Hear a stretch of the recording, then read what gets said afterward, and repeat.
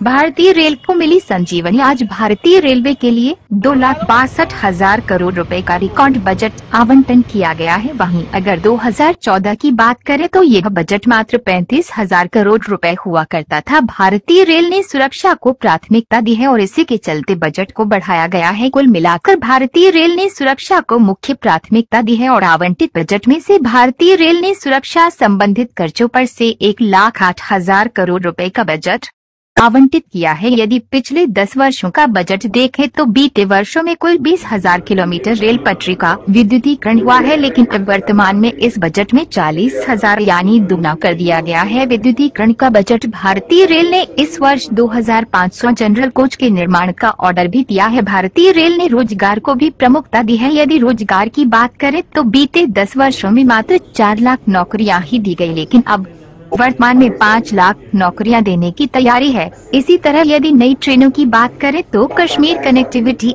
North-East connectivity, Vande Bharat, Amrit Bharat जैसी नई train परियोजनाओं को ध्यान केंद्रित किया है। इस बजट में यात्रियों को बेहतर सुविधा उपलब्ध कराने के लिए रेलवे प्रतिबद्ध है। रेलवे में इस बजट में यात्रियों की बेहतर सुविधा व सुरक्षा, आराम व बुनियादी ढांचे पर कार्य करने पर ध्यान केंद्रित किया है।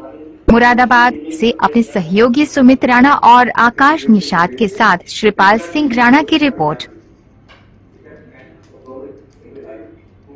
जम्मू कश्मीर और उत्तराखंड से आए हुए साथियों को मैं बताना चाहूंगा, इसका सीधा लाभ हमें दोनों राज्यों में मिल रहा है। इस साल जम्मू कश्मीर के जो प्रोजेक्ट कई वर्षों से चल रहा है उसके लिए 3,694 करोड़ रुपीस का एलोकेशन हुआ है, 3,694 करोड़। और इसके साथ ही साथ जैसा आपको जानकारी है कि और नए प्रोजेक्ट्स को आगे बढ़ाने के लिए भी काम चल रहा है।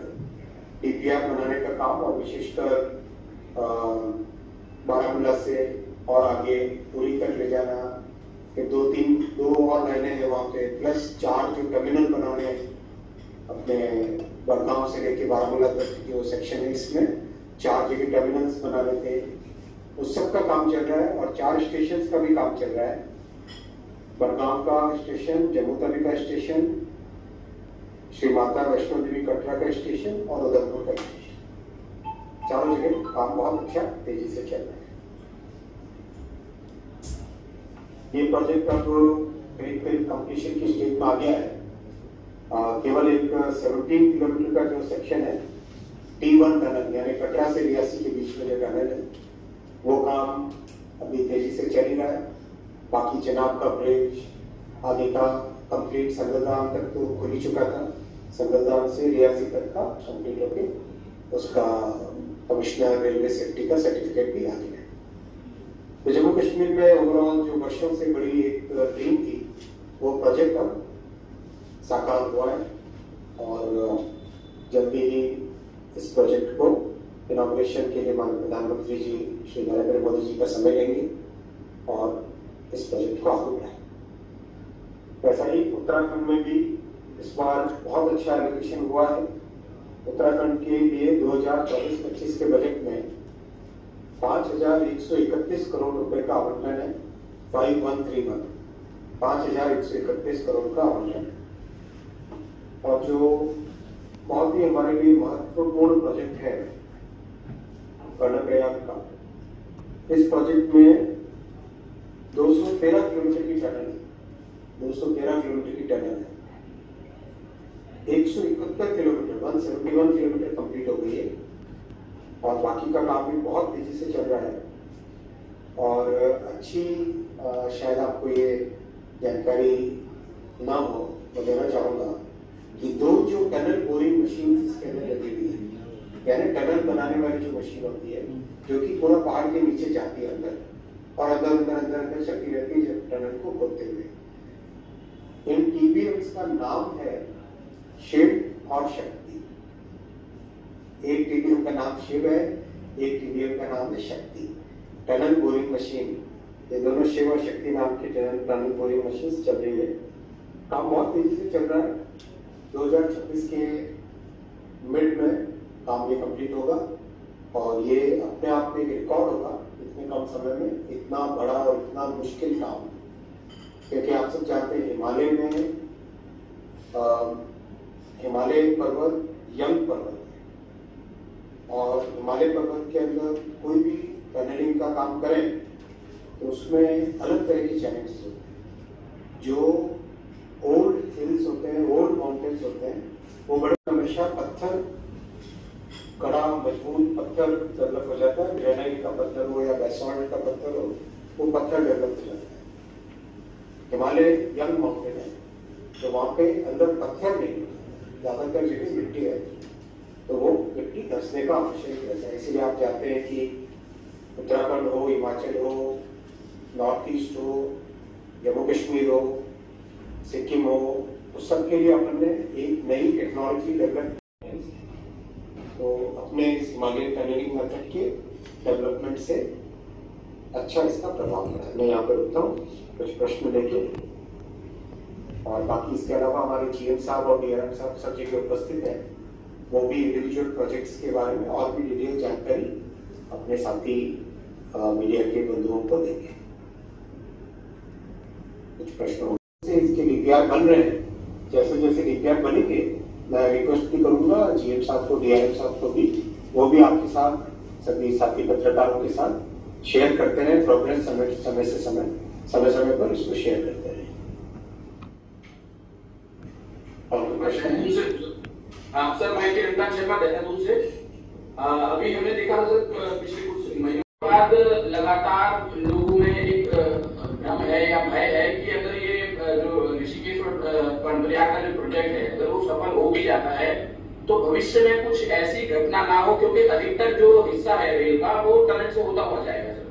तो उसके लिए हम क्या प्रयास कर रहे हैं और आप इसको किस तरह से देखते हैं? रेलवे की जो टनल बनाने के साथ ही साथ उसके अंदर की कंक्रीटिंग करते हैं, इंतजार नहीं करते कि टनल मतलब प्रैक्टिकली टनल जैसे जैसे अंदर एक मीटर के अंदर जाती है, जैसे जैसे अंदर जाते हैं हम, वैसे वैसे उस एरिया की पूरी कंक्रीटिंग करते हैं, पहला। दूसरा, मैंने आपको बताया कि हिमालयन टनलिंग मेथड जो कि रेलवे ने नॉर्थ ईस्ट, उत्तराखंड, हिमाचल प्रदेश और जम्मू कश्मीर की परिस्थितियों में काम करते करते नए तरीके से सीखा है, ये मेथड बहुत ही स्टेबल टनल डिजाइन है। अगर हम फिजिक्स से बात करें, टनल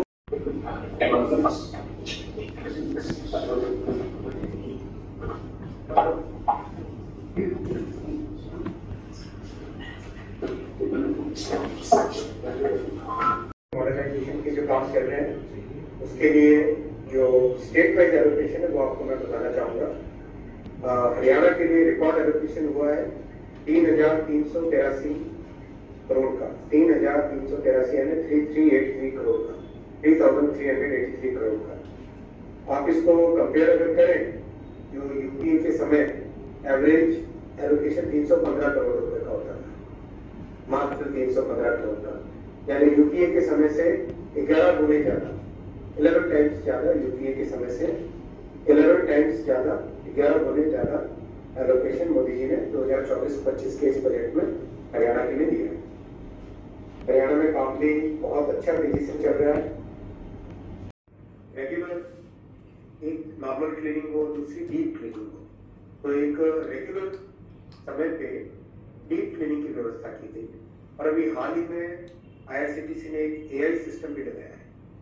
उस AI सिस्टम के जरिए मान लो जो शेफ खाना बना रहा है उसने अगर सेट पे कैप नहीं लगाया तो AI सिस्टम तुरंत अलर्ट कर देता है।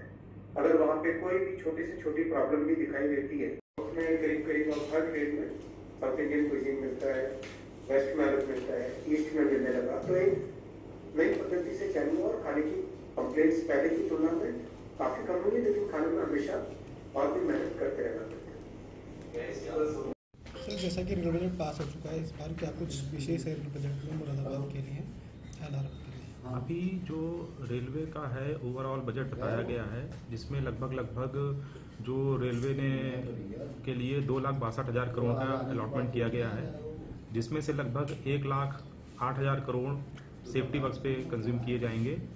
मुरादाबाद मंडल के स्पेसिफिक हमारे प्रोजेक्ट्स सैंक्शन के लिए गए हुए हैं, क्योंकि अब बजट आ गया है तो उसकी भी जानकारी हम लोग को शीघ्र प्रदान करी जाएगी। जैसे ही आएगी हम आप लोगों को बता देंगे। क्या कुछ रेलवे लाइन का भी दोहरीकरण किया जाएगा लखनऊ? नहीं, रेलवे दोहरीकरण तो लखनऊ मुरादाबाद ऑलरेडी डबलिंग हो चुकी है, लेकिन कुछ एक लाइन जैसे हमारा है मुरादाबाद से चंदौसी बरेली के लिए है, उसके दोहरीकरण के लिए अभी लोकेशन सर्वे चल रहा है। इसके साथ साथ कुछ नई लाइंस और हम लोगों ने प्रपोज कर रखी हैं, उसका भी अभी लोकेशन सर्वे होना है। जैसे कि हमारा काशीपुर धामपुर है और हरदोई सारडी है, इन सब का लाइन का, और सहारनपुर देहरादून भी एक है, इसका भी लोकेशन सर्वे चल रहा है। और जब लोकेशन सर्वे हो जाएगा इसके बाद डिटेल प्रोजेक्ट रिपोर्ट बनती है, फिर फाइनल हम लोग प्रपोज करते हैं। तो अभी इसमें अभी इनिशियल स्टेज पे कह सकते हैं काम चल रहा है। यात्री सुविधाओं में क्या कुछ विस्तार किया गया है इस बार बजट में? यात्री सुविधाओं के लिए जैसे कि ओवरऑल हमारे जनरल जो पैसेंजर्स होते हैं उनको काफ़ी दिक्कतें होती हैं, तो इस साल इस फाइनेंशियल ईयर में लगभग 2500 कोचेस का ऑलरेडी ऑर्डर पड़ चुका है। और इस बजट में उन पैसेंजर्स के लिए 10,000 एक्स्ट्रा जनरल कोचेस का भी प्रावधान किया गया है। कर्णप्रयाग पड़ता है मुरादाबाद में, तो उसको लेकर क्या कुछ व्यवस्था की जा रही है, कब तक पूरा होगा? कर्णप्रयाग जो अपना ये प्रोजेक्ट चल रहा है, इसके लिए जो टनलिंग, जैसा कि आप लोगों को बताया भी गया आज माननीय मंत्री जी ने कि टनलिंग जो हमारी में काफ़ी टनलिंग वर्क काफ़ी इसमें रहता है, तो इसलिए प्रोजेक्ट में थोड़ा हम लोग सावधानी बरतते हुए इसमें इसको कार्य को कर रहे हैं। और इसका लगभग जो हमारा कंप्लीशन जो डेट है 2026 के मिड या एंड तक रहेगी। अमृत भारत स्टेशन के तहत मुरादाबाद के मंडल में कितने स्टेशन आ रहे हैं और क्या कुछ कार्य चल रहा है? मुरादाबाद मंडल में आप लोगों को जैसा कि पहले ही बताया जा चुका है, हमारे जो 19 स्टेशनों पर टेंडर ऑलरेडी अवार्ड हो चुके हैं और इनका कार्य काफ़ी तेज़ी से चल रहा है। इसमें से उम्मीद है कि इस फाइनेंशियल ईयर में हमारे कुछ स्टेशनों का भी सौंदर्यीकरण पूर्ण करा लिया जाएगा।